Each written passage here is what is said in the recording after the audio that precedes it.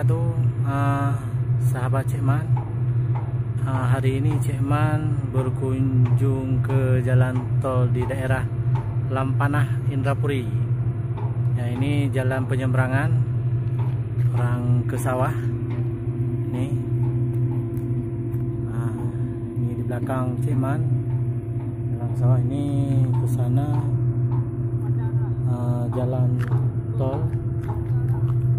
ini boleh lihat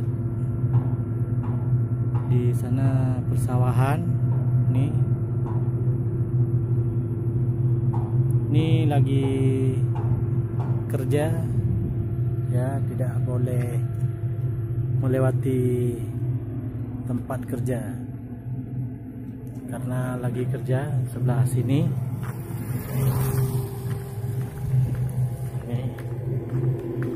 ini lagi kerja itu di bawah.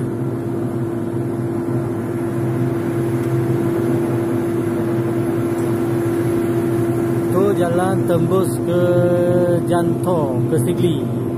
Ini dari Indrapuri ke Sigli, ya.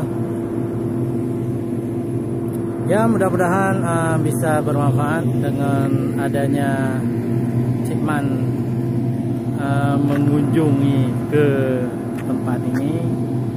Jangan lupa di subscribe, ya, di like. Dan mudah-mudahan bermanfaat dengan vlog yang saya buat ini. Assalamualaikum warahmatullahi wabarakatuh.